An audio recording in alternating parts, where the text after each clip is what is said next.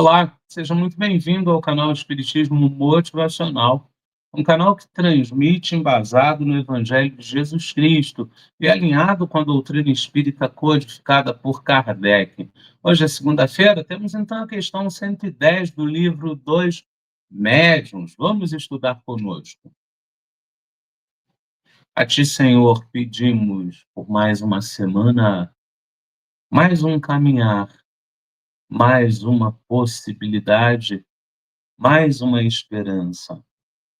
Que possamos, ó bom Deus, com o auxílio do Mestre Jesus e de toda a espiritualidade amiga, bem como os nossos mentores, que consigamos trazer a verdade para os nossos corações e que esta verdade seja a chave para nos libertar das grades da ignorância, das grades e da escuridão do não saber. Não sejamos vítimas da pseudo-inteligência e que consigamos nos livrar de pouco a pouco das investidas do orgulho, do egoísmo e da vaidade. Que assim seja, graças a Deus. Pedimos, ó bom Pai, pelo nosso desenvolvimento, pedimos pelos nossos caminhos. Ainda somos pequenos, ó Pai, ainda insistimos em errar, mesmo sabendo que tu deixaste dentro de nós o real conceito do certo e do errado. Que possamos, ó bom Pai, nos direcionar, que possamos pisar firme e nos mantermos no caminho do bem, que assim seja, graças a Deus. Senhor, fazei de mim um instrumento de vossa paz. Onde houver ódio, que eu leve o amor. Onde houver ofensa, que eu leve o perdão. Onde houver discórdia, que eu leve a união. Onde houver dúvida, que eu leve a fé. Onde houver erro, que eu leve a verdade. Onde houver desespero, que eu leve a esperança. Onde houver tristeza, que eu leve a alegria. Onde houver trevas, que eu leve a luz. Ó Mestre, fazer que eu procure mais consolar que ser consolado. Compreender que ser compreendido, amar que ser amado. Pois é dando o que se recebe, é perdoando o que se é perdoado, e é morrendo o que se vive para a vida eterna, graças a Deus. O problema não é como convivemos com o outro, mas sim como convivemos com o que sentimos e pensamos em relação ao outro. Por isso, a boa convivência consigo mesmo é o princípio seguro de equilíbrio para uma interação proveitosa. Se está no livro Mereça Ser Feliz, capítulo 6, Inteligência Intrapessoal, foi ditado pelo espírito Hermâncio Dufour, psicografado e registrado pelo médium Vanderlei S. Oliveira. Nosso lembrete principal é sempre que o canal Espiritismo Motivacional transmite às segundas o livro dos médiuns, com irradiação para o desenvolvimento de nós outros.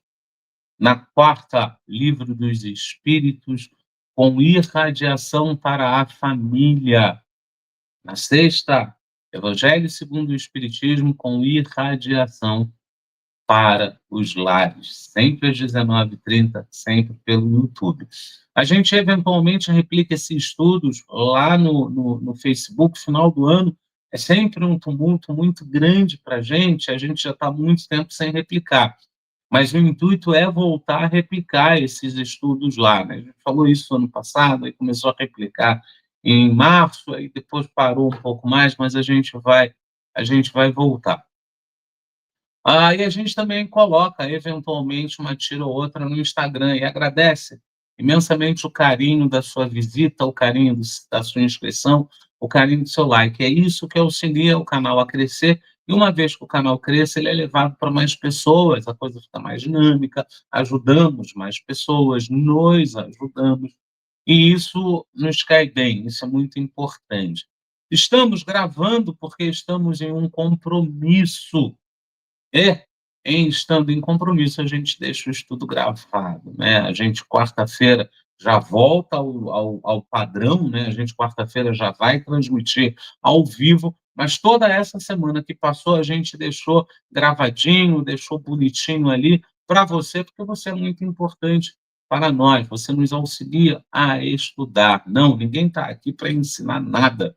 A gente está aqui para trocar, a gente está aqui para aprender e passar aquilo que já aprendemos, né? Que ainda é muito pouco, bem pouco mesmo. Assim sendo, a gente vai direto para o nosso estudo e pula o nosso boa noite. Nós estamos falando de O Livro dos Médiuns, ou Guia dos Médiuns e dos Evocadores, foi escrito por Allan Kardec em Paris, em janeiro de 1861. Estamos na parte segunda das Manifestações Espíritas, capítulo 6, das manifestações visuais e espíritos glóbulos. Então, na primeira semana, a gente trabalhou a questão do que é um espírito glóbulo, que foi lá na questão 109, 108, desculpa, foi na questão 108, o que é um espírito glóbulo. Aí, na outra semana, que foi semana passada, a gente trabalhou um pouco mais acerca do espírito glóbulo, junto com o perispírito, junto com ciência espírita, junto com tudo isso que nos facilitou bem o entendimento. Essa semana a gente vai fechar, então, esse subtítulo, que veio da questão 108, vai até a questão 110. Foram 3 semanas de estudo, hoje é a terceira semana, a gente para por aqui. O parágrafo que a gente tem para, a parte que a gente tem para estudar da questão 110, é um parágrafo único, é um parágrafo pequeno, a gente até deu uma forçada, separando em 2 lâminas, mas de verdade não precisaria. Kardec nos traz: longe estamos de considerar como absoluta e como sendo a última palavra a teoria que apresentamos. Novos estudos, sem dúvida, a completarão ou retificarão mais tarde. Entretanto, por mais incompleta ou imperfeita que seja ainda hoje, sempre pode auxiliar o estudioso a reconhecer a possibilidade dos fatos por efeito de causas que nada têm de sobrenaturais. A primeira ideia que a gente tem é como alguém que está desenvolvendo uma doutrina pode assumir que pode estar errado. Ora, Kardec desenvolveu a doutrina dos espíritos, pois não? Não. Kardec, a exemplo do que dizia Chico, do que dizia Edvaldo, ele era apenas um mensageiro. Então, Kardec viu as mesas girantes, percebeu a inteligência que existia atrás daquelas mesas girantes, acreditou ser inconcebível um ser inanimado apresentar inteligência e começou a pesquisar. Então, ele começou a trazer o resultado dessas pesquisas. Começa, então, com a Revista Espírita, muito interessante, recomendo muito, tem Kardecpedia, que dá para você acessar tudo lá, Kardecpedia, dá para você acessar tudo lá sem problema algum. Fato é que Kardec diz, olha, estamos em 1861, pode ser que o que eu esteja dizendo venha a mudar. Derlei, mudou? Mudou.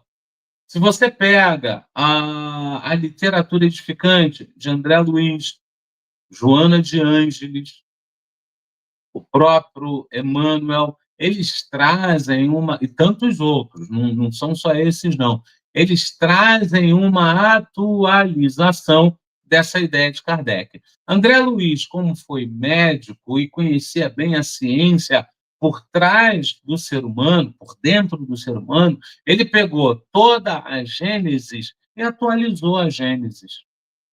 Ele explica, Kardec, naquela época, 1861, Kardec tinha conhecimentos um pouco rasos acerca disso, então ele apresenta no seu Pentateuco. Porém, é André Luiz quem nos esclarece uma série de coisas através dos seus livros. Inclusive, recomendo muito a coletânea do André Luiz. Olha, eu leria do começo até o final, um por um, que veio primeiro, que veio depois, é muito interessante, é muito rico. E aí você tem a parte psicológica administrada por Joana de Ângeles junto com Hermance Dufour. A Joana de Ângeles tem uma psicologia um pouco mais técnica, um pouco mais profunda, fica inclusive difícil da gente entender o linguajar que ela traz. E a Hermance Dufour, que é uma das responsáveis pelo Hospital Esperança, que é um hospital que fica numa colônia espiritual e que é voltado muito para espíritas, adeptos do espiritismo, a gente já explica isso. Então, a Hermance Dufour, ela pega uma psicologia com uma linguagem mais simples, com uma linguagem mais direta e com exemplos que a gente consegue entender. Eu sugiro para você Reforma Íntima Sem Martírio.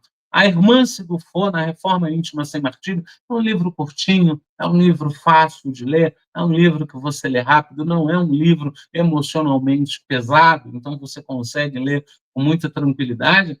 A Hermance, no Reforma Íntima Sem Martírio, ela traz exatamente o que está no livro, como fazer uma reforma íntima de forma leve, porque o mundo é para ser leve. Você precisa interiorizar que mesmo com o caos em volta de você, você tem que ser leve. Você tem que cultivar a leveza e não o caos. E Irmã se traz isso na Reforma Íntima Sem Martírio. Ela nos auxilia muito nesse sentido. Então, todas essas pessoas, elas vêm atualizando o que Kardec nos trouxe lá atrás. E isso é muito importante. Aderlei, você falou do Hospital Esperança, completa, por favor. A gente completa. Por que o Hospital Esperança é para espíritas? Por incrível que pareça, por incrível que pareça, o espírita é o indivíduo que, quando chega do outro lado, mais se assusta com o outro lado. O evangélico, ele está acostumado a dizer, olha, você vai transitar, vai morrer o teu corpo, o teu espírito vai ficar ao lado de Deus, Pai. Tá bom. O católico fala de purgatório, fala de Deus e tal.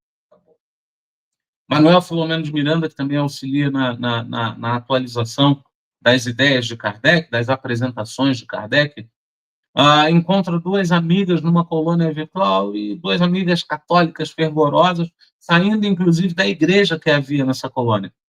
E Manuel pergunta, vocês sabem onde vocês estão? E elas dizem, nós estamos no purgatório, mas aqui é muito melhor do que nós pensávamos. As outras religiões, elas trazem ideias em que você consegue, muito entre aspas, se livrar de uma certa responsabilidade. Essa responsabilidade ela está embasada no a quem muito é dado, muito será cobrado. Então, quando você é espírita, que você tem uma consciência clara acerca do plano espiritual, você tem uma consciência clara acerca dos valores que você tem que lapidar para ser uma pessoa melhor, quando chega do outro lado, a primeira constatação que você tem é o plano espiritual existe, não era brincadeira. E aí você começa a recordar tudo que você estudou e não aplicou.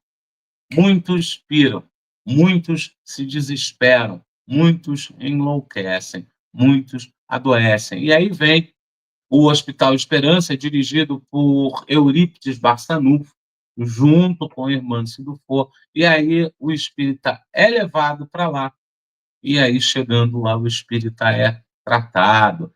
Esse ser vai brigar para reencarnar, vai pedir para reencarnar, bem provavelmente vai falhar na sua próxima reencarnação. A gente não faz ideia do quão difícil é você chegar do outro lado como um espírito completista. Completista é aquele espírito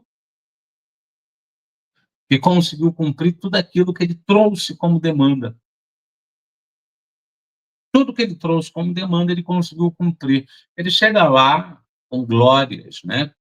Não são glórias como a gente pensa, hein? Não tem tapete vermelho, não tem todo mundo aplaudindo, não é isso, não é isso é coisa de gente vaidosa. Ele chega lá com glória no sentido de já não precisar passar pela perturbação do umbral, já não precisar ficar recolhido num local coletivo e ter merecimento para ter o seu próprio canto. É isso que importa ao espírito completista. Ele chega já com trabalho para executar. E chega feliz por poder executar esse trabalho. Agora, aquele que se faz de completista, porque é muito bonito você dizer que é um completista, aquele que se faz eu esqueci o nome agora, é um tipo de mediunidade que todo mundo gosta da mediunidade, e as pessoas não têm ideia do peso que é essa mediunidade ostensivo, né? Então todo mundo quer ser um espírito, todo mundo, maneira de falar, desculpa, a maioria quer ser espírito completista e a maioria quer ser médium ostensivo. Ah, sou médium ostensivo, eu vejo, ouço, percebo, visão de 100% e tal. E não faz ideia do peso que é isso. Não faz ideia do quanto você se livrou por não ser um ostensivo, do quanto você se livrou de dor, do quanto você se livrou de escolhas. Gente, você não consegue escolher uma coisa simples. Um espírito completista, Divaldo vira para Joana e diz: olha, estou gostando daquela moça ali. E Joana diz para ele: olha, está gostando, você tem o direito de gostar, e eu até digo para você, vai lá, tente uma história com ela. Porém, você veio para cá com outra missão. Se você for com ela, nós vamos chamar aquele que veio como teu suplente. Ele vai assumir e vai dar sequência ao trabalho que você se comprometeu a fazer. Divaldo não casou. Divaldo não casou, tem mais de não sei quantos filhos, 500, 700, um negócio assim, porque registrou todos eles e cumpriu a missão dele. É fácil? Não, não é. Só quem, por algum motivo, precisou mendigar de verdade, sabe o que é você ter que mendigar em nome do outro. Então, é muito difícil a gente entender sem esse embasamento o que Kardec diz aqui. Mas quando a gente tem esse embasamento, a gente entende que toda a ciência há de se renovar, todo saber há de se renovar. E eu dou um exemplo que eu sempre uso como exemplo. Teu filho começa a falar, você conversa com ele num tom, de uma maneira. Você pega, quando ele vai pegar alguma coisa, você puxa a mão dele. Teu filho já fala, já anda, já argumenta, já discute. Você trata ele com um olhar, é uma outra linguagem. Você o trata, aqui eu não estou questionando se está certo ou se está errado, eu estou trazendo um método. Você o trata com a filosofia do medo, com o tratamento do medo. Ó, quer ir? Quer ir, vai. Mas o homem do saco vai te pegar. O homem do saco vai te pegar. Acabou, a criança não vai mais. É a filosofia do medo, se funciona sempre, né? Funcionava até a última geração.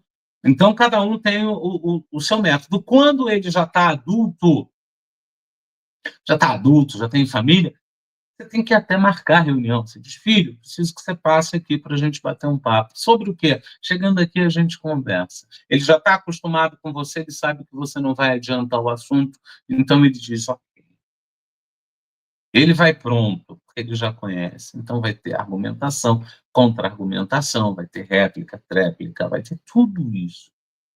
Então, em cada estágio, você fala com os teus filhos de uma maneira. A mesma coisa acontece com a gente. A cada novo estágio que a gente avança, nos é dado novas informações. Nos é trazido mais saber.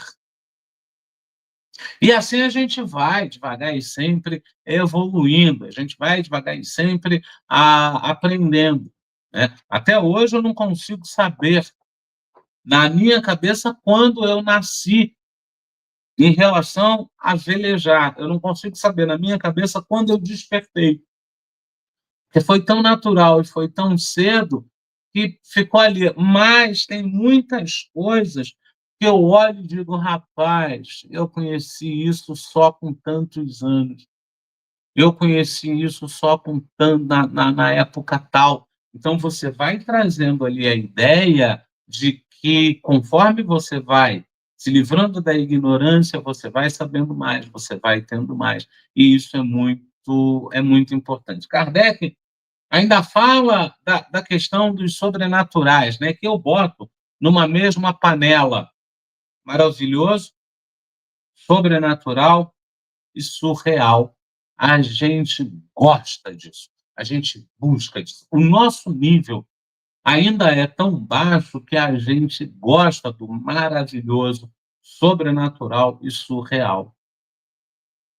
A gente ainda tem prazer nisso. A gente só não é politeísta porque de todos os lados a gente é bombardeado em monoteísmo, porque senão nós seríamos politeístas. Eu não tenho dúvidas em relação a isso. Eu não tenho dúvidas em relação a isso. Não tenho mesmo.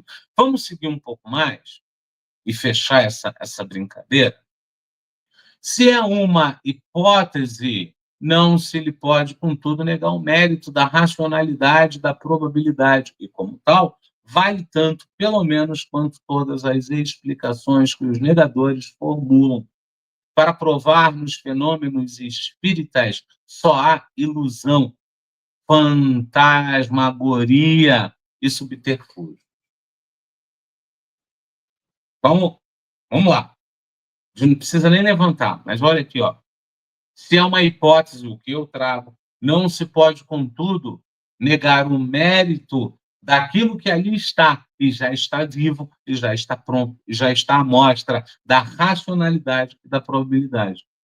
Como tal, aí em cima, vale tanto, pelo menos, quanto todas as explicações que os negadores formulam para provar que nos fenômenos espíritas só há ilusão, fantasmagoria e subterfúgio. Então, a gente tem os negadores do espiritismo, os negadores do plano espiritual, que são muito bem-vindos, porque eles nos possibilitam raciocinar, eles nos possibilitam refletir, eles fazem parte do processo e são bem-vindos a esse processo. Fato é que alguns deles forçam muito os seus argumentos, forçam demais. Eu lembro Quevedo, que era uma pessoa que eu admirava pelo seu trabalho, pelo conjunto da obra, não pela sua abordagem, não. Achava a abordagem do Quevedo extremamente grosseira, e quando ele via que a coisa estava se encaminhando para um lado que ele não queria, ele tentava ganhar no grito, ele tentava resolver na gritaria, e quando ele percebia que o argumento do outro estava funcionando com a plateia, aí ele vinha com papo de quebra o meu dedo. Quebra o dedo! Era um espanhol, né? Nunca perdoou o sotaque, quebra meu dedo, quebra este, sabe? E aí fica difícil, porque se a gente está no campo das argumentações, no campo das trocas de ideias, no campo da intelectualidade, no campo acadêmico, o grito, ele cala aquele que tem o que falar. Ele sabe que não vai ser mais ouvido, então ele... Então, o que a gente está falando aqui dos negadores é que eles não aceitam ouvir e discutir. Isso que está acontecendo aí com o extremismo político, né? Direita, esquerda, direita. Ninguém ouve ninguém. Ninguém ouve os argumentos. Ninguém ouve os argumentos. As pessoas se balizam num fanatismo que cega. Elas esquecem a própria identidade para defender a identidade daqueles que elas acreditam. Mas aquela maneira não é a maneira correta de se fazer, é uma maneira chula, é uma maneira infantil, imatura, e é uma maneira que não traz o crescimento para todos. É uma maneira que, muito pelo contrário, traz muita dor, muito sofrimento. Gente, é isso. A gente conseguiu estudar o livro dos médios, o Guia dos Médios e dos Evocadores. Foi escrito por Allan Kardec, publicado em Paris, em janeiro de 1861. Estamos na parte 2, nas manifestações espíritas, capítulo 6, das manifestações visuais, e hoje a gente fechou espíritos glóbulos. Semana que vem a gente volta com outro tema e já volta ao vivo. A gente já não vai gravar mais nada, né? A gente vai voltar ao vivo. A gente vai para uma breve prece e volta para mais 2 lâminas, um agradecimento e tchau. A Ti, Senhor, agradecemos e pedimos pelos nossos irmãos, pedimos por nós, que possamos entrar para o caminho do bem e nele seguir até vós. Tenhamos uma semana realizadora, muito trabalho, muita paz, muita harmonia e muito trabalho intrapessoal. Que assim seja, graças a Deus. Prece de Caritas. Deus, nosso Pai, que sois todo poder e bondade, dai a força àquele que passa pela provação, dai a luz àquele que procura a verdade, onde no coração do homem a compaixão e a caridade. Deus, dai ao viajor a estrela guia, ao aflito a consolação, ao doente o repouso. Pai, dai ao culpado o arrependimento, ao espírito a verdade, à criança o guia e ao órfão o pai. Senhor, que a vossa bondade se estenda sobre tudo o que criastes. Piedade, Senhor, para aquele que vos não conhece. Esperança para aquele que sofre. Que a vossa bondade permita aos Espíritos Consoladores derramarem por toda parte a paz, a esperança, a fé. Deus, um raio, uma faísca do vosso amor pode abrasar a terra. Deixai-nos beber nas fontes essa bondade fecunda e infinita, e todas as lágrimas secarão, todas as dores se acalmarão. E um só coração, um só pensamento subirá até vós como um grito de reconhecimento e de amor. Como Moisés sobre a montanha, nós vos esperamos com os braços abertos, ó poder, ó bondade, ó beleza, ó perfeição. E queremos, de alguma sorte, merecer a vossa divina misericórdia. Deus, dai-nos a força para ajudar o progresso, a fim de subirmos até vós. Dai-nos a caridade pura, dai-nos a fé e a razão. Dai-nos a simplicidade que fará de nossas almas o espelho, onde se refletirá a vossa divina e santa imagem. E assim seja. Graças, graças, graças a Deus.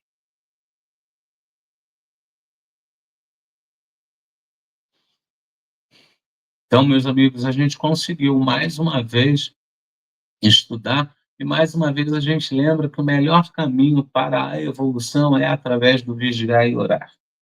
É muito importante você vigiar, orar, pedir ajuda, como também é muito importante você não desistir de você. Você é a peça mais importante para esse seu jogo. Senhores, grato, grato. Grato, gratíssimo. A gente agradece imensamente o carinho de todos, agradece imensamente o like, a curtida e a presença, que é o mais importante que tudo isso. É você chegar no canal e dizer, ó, legal, o canal me ajuda. Legal, eu assisto as coisas no canal e acho bacana, é isso que nos importa, senhores. Grato, grato, grato, gratíssimo, e até quarta-feira, se Deus quiser, Ele há de querer, porque estamos a caminho. Tchau, tchau.